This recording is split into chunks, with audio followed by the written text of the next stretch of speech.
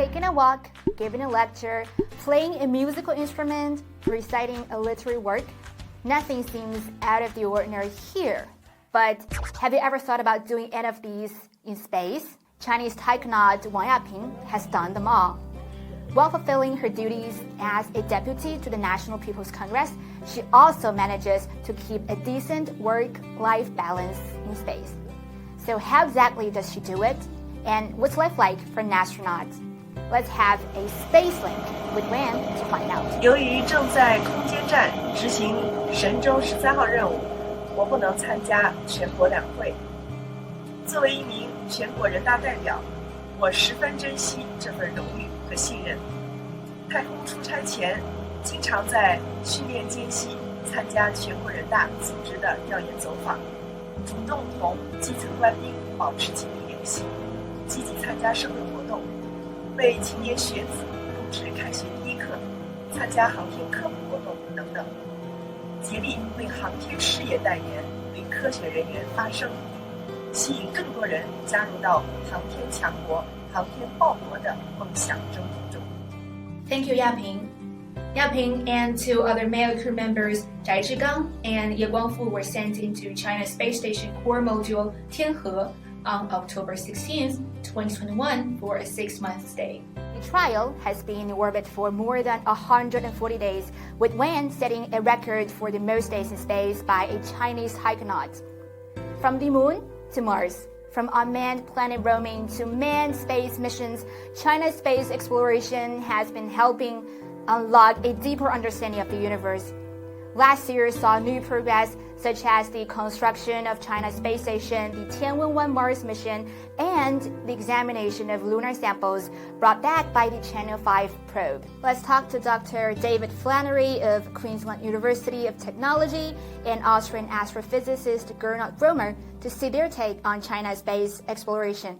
I think the Chinese Space Agency has had amazing success with Moon and Mars exploration, with the exploration of the Moon and the return of samples from the Moon, which has been an impressive technology demonstration. And now with the successful commissioning of the orbiter, the Tianwen orbiter and the Tianwen rover, it's been very impressive, and I'm hopeful that it'll be the start of a much larger Mars exploration program from the Chinese Space Agency. China has demonstrated a massive evolution in the space services sector and exploration projects. The scale and the performance are impressive. We saw Chinese rovers on the Moon, the first Chinese Mars rover successfully roaming the red planet, and a solid and sustainable space station program. I personally was surprised by the speed how the Chinese space activities evolved. Thank you for your insight. China's space industry has made great achievements in recent years. From 2016 to December 2021, 207 launch missions were completed, including 183 by the Long March carrier rocket series.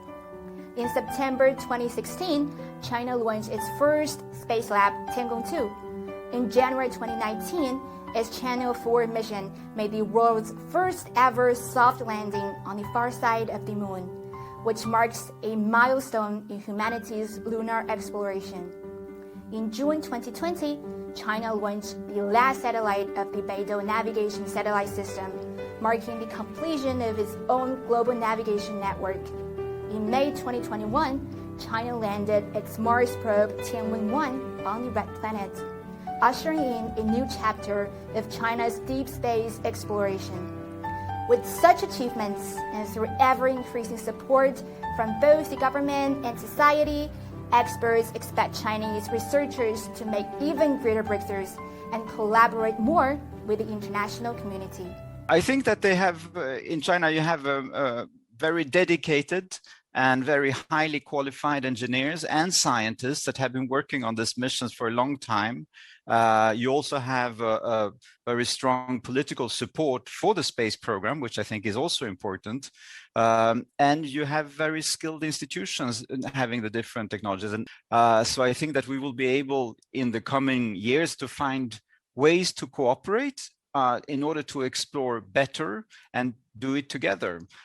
Between ESA and the Chinese Academy of Sciences, we have already a very, very nice cooperation program.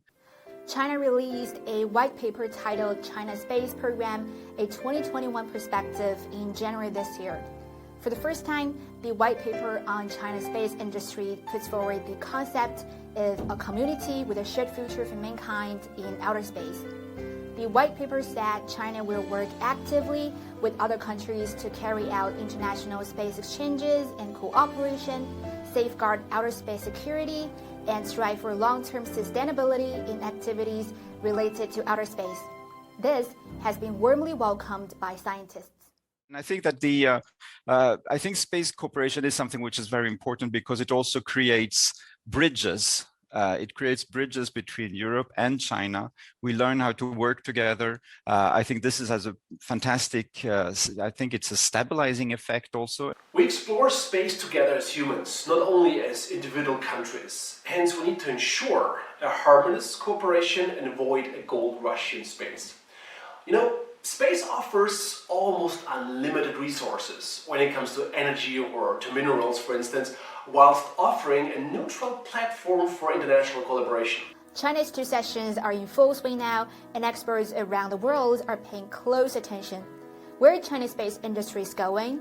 What are the key areas of development? Let's talk to Wei Ren, Chief Designer of China's Lunar Exploration Program, and Hu Shengyun, Chief Model Designer of China's Sanjiang Space Group, for answers.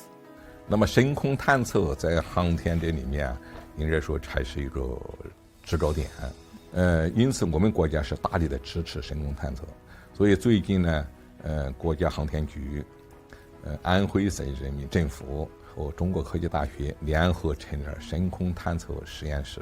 我们这是一个开放性的实验室，开放性的实验室，开放性的平台，我们能够吸引全国的在这方面有研究的这个高级人才，同时我们面向国际。我们希望能够吸引国际上一些人才到这个实验室来工作。深空探测这是一个和平的事业，是人类共同的事业。我们去年21年，咱们这一年发射55次，这个发射的次数实际上是咱们国家是一个国家的航天实力的一个综合体现。本来我们的航天，我觉得从商业航天的这个角度来讲，还是一个开放式的。这样对我们国家来讲的话，这个发展我觉得是还是非常有好处的。这就是这种发展，就是我们高质量发展。In 2021, China started to build its space station, opening a new foothold for humanity in space. This year, multiple missions have been planned to complete the construction, including launching 2 lab modules. China's space station, guided by the idea of building a community with a shared future for humanity, will become a common home transcending earthly bonds and an outpost for countries worldwide to explore the universe through cooperation.